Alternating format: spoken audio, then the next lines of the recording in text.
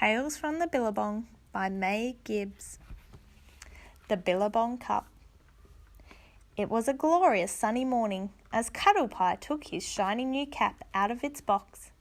"My gum, this is just perfect for today," he grinned. Bang! Bang! The sudden noise startled Cuddlepie so much he nearly dropped his hat. After a few more loud bangs, a rosy-cheeked Snugglepot emerged from behind a gum tree, pushing a very handsome billy cart. "Isn't it a beauty?" he said proudly. "It's finally finished." Cuddlepie admired his friend's handiwork. "And not a moment too soon," he said, pulling on his cap. "Isn't the race starting soon?" "You're right. Let's go," Snugglepot said. The nuts caught a tram to the racetrack. "I might win, you know," Snugglepot confidently as they trundled towards the billabong. "I should say so," Cuddlepie said. "You worked so hard on your cart. At the very least, you should finish the race." The Billabong Cup track was so tricky that only a handful of drivers ever crossed the finish line.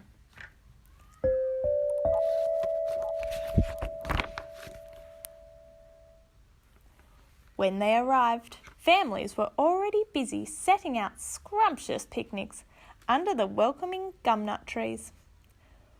With so many competitors, the race promised to be very exciting. "Racers, it's time to take your places," Mr. Lizard called from the starting line. Snugglepot lined up with the others, his heart beating wildly. "On your marks, get set, go!"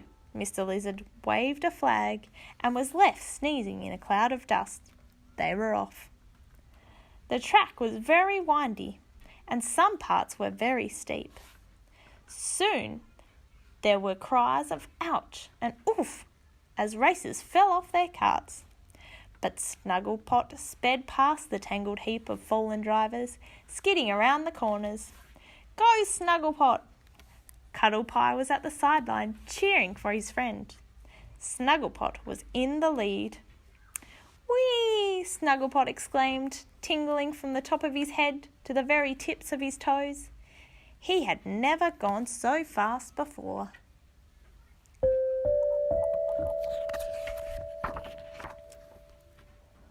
"Whoa!" he shouted as he careened around another bend, gathering still more speed. "Ah!" he yelled as he shot off the track, heading straight for the picnic rug. The picnickers jumped out of the way just in time. "Help!" Snugglepot yelped. "I can't see."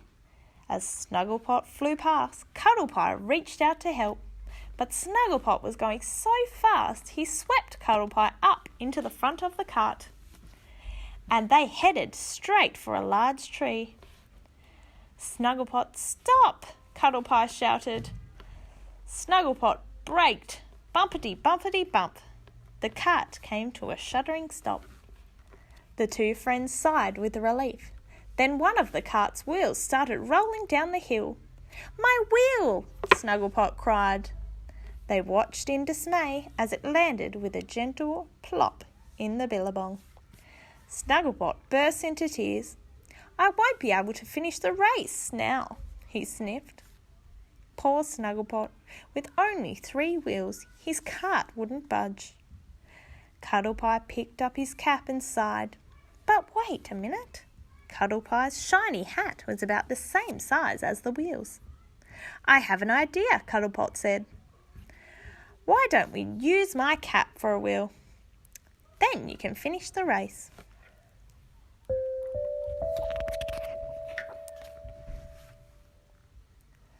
Snugglepot stopped crying. "But Cuddlepie, what about your lovely new hat? It'll be ruined." Cuddlepie shrugged. "My old hat will do just as well for now. I would rather see you finish the race." "Oh, thank you, Cuddlepie." Snugglepot hugged his friend. "You are simply treetop." "Come on, we had better get this new wheel on." Cuddlepie laughed. Soon Snugglepot was able to rejoin the race, although he crossed the finish line well after the other racers. He had a huge grin on his face. "That was a bit of bad luck with your wheel," said Mr. Lizard. "Oh, I don't mind," Snugglepot said. "I think I'm the luckiest nut ever." Mr. Lizard smiled. "And why's that, young Snugglepot?" "Because I know I have the best friend in the whole wide world," Snugglepot said, hugging a blushing Cuddlepie. "Hip, hip, hooray! 3 cheers for Cuddlepie." The crowd clapped and cheered.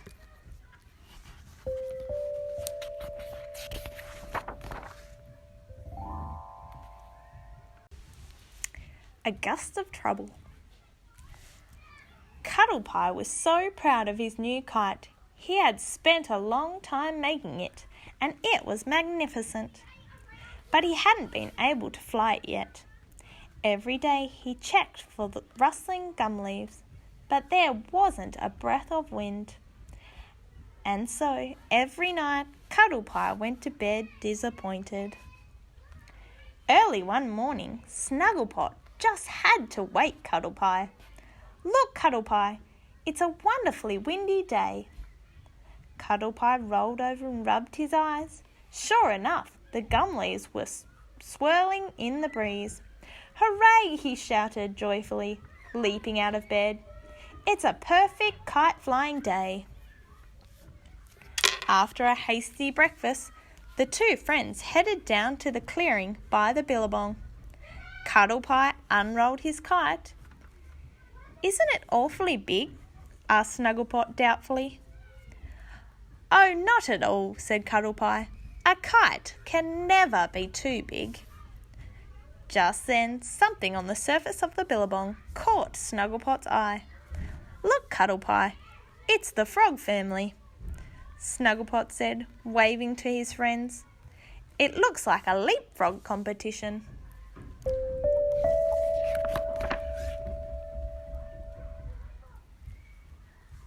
"Come join us," called out Mr. Frog.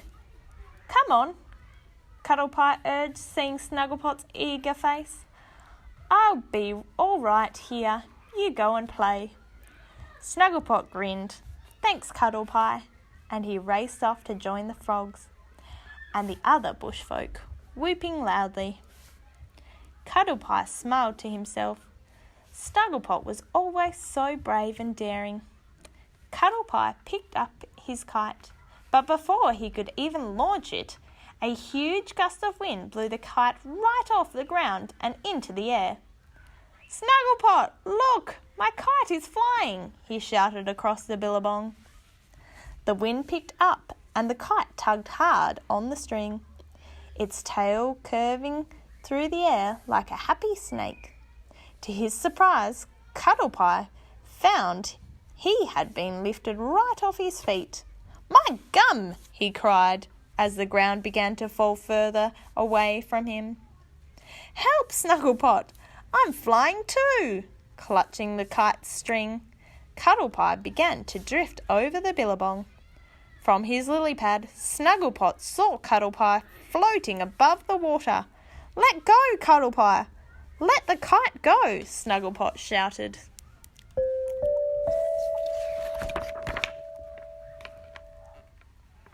But Cuddlepie looked down, and he didn't like the thought of falling down. "Help!" he yelled again.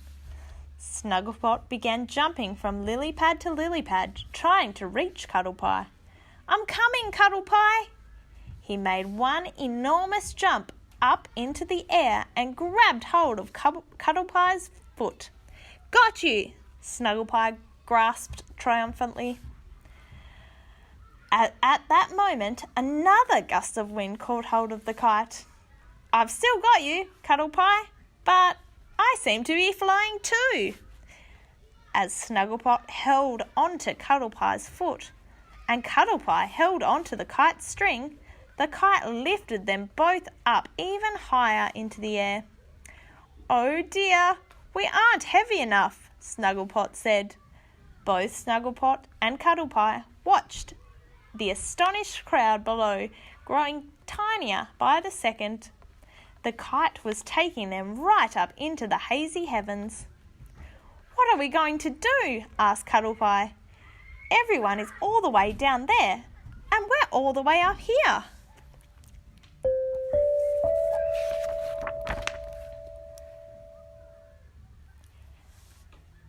"Maybe we shall find a cloud to live in," suggested Snugglepot.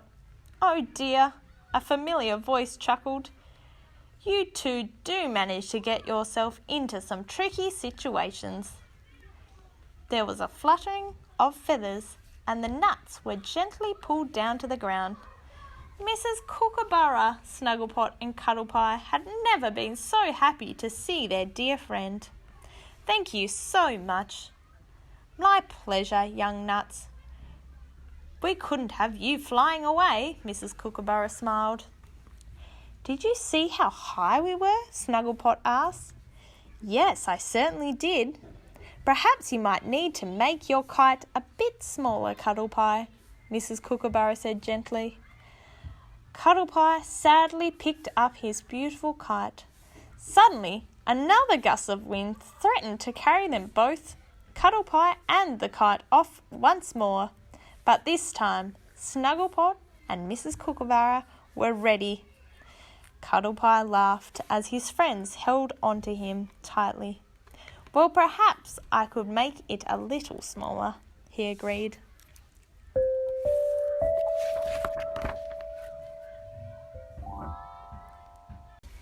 The Firefly Ball. Snugglepot and Cuddlepie were on their way to dinner with the Possum family. "It'll be breakfast for them," said Snugglepot. "They sleep during the day and stay awake all night." "Won't it be dark after dinner?" Cuddlepie worried as the sun began to set. "How will we get back home?" "The moon will light our way," said Snugglepot. When they reached the possum's house, the little possums had just woken up. "We're hungry," they grumbled. "Why don't you amuse our guests while I get breakfast ready?" Mrs. Possum suggested.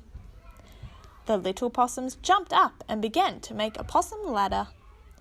"You can climb us, you know," the littlest possum said to a laughing Snugglepot and Cuddlepie. Soon it was time to take their seats at the big table.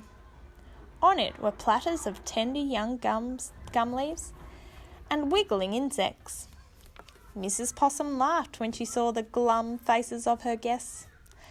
"And these are for you." She handed them plates of delicious-looking berries and seeds.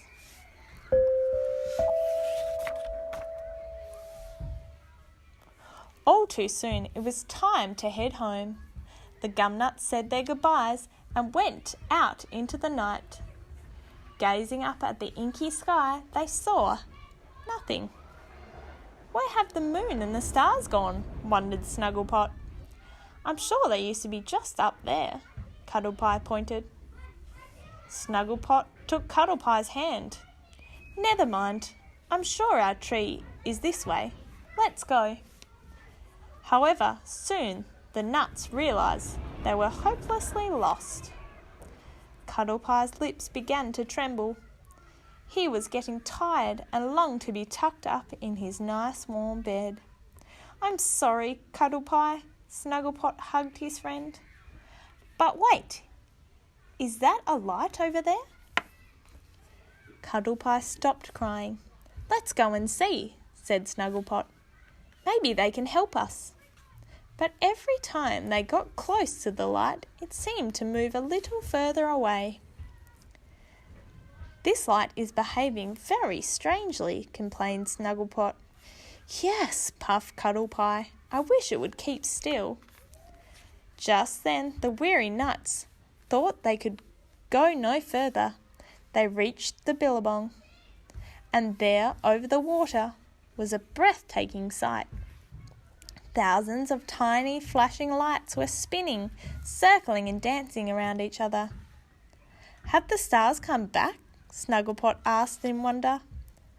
"They are fireflies," Cuddlepie said excitedly. "It must be the Firefly Ball."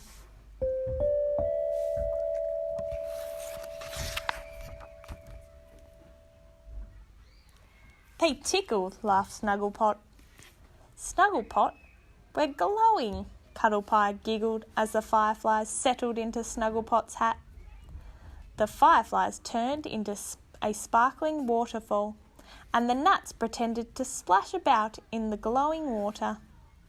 Then the fireflies changed into a thick, luminous blanket, wrapping the gumnuts in their glowing light.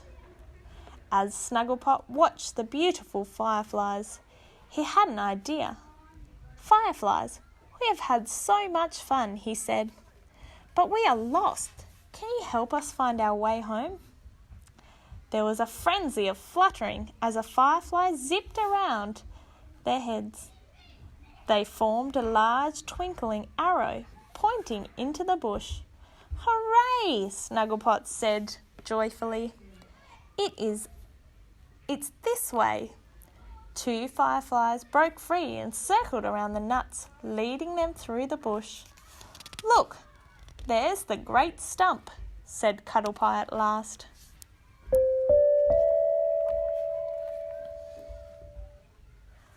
"We must be nearly home," said Snugglepot. When they finally arrived at their gum tree, it was the most comforting sight in the world. "Oh, fireflies, I wish I could give you a great big hug," Cuddlepie said, as the fireflies danced around the nuts, then suddenly disappeared into the night. Just then, a few big drops of rain fell. "That must be why the moon and stars disappeared. The clouds were covering them," laughed Snugglepot. "It is so lovely to be back in our tree, isn't it?" But Cuddlepie didn't answer. He was already fast asleep and snoring.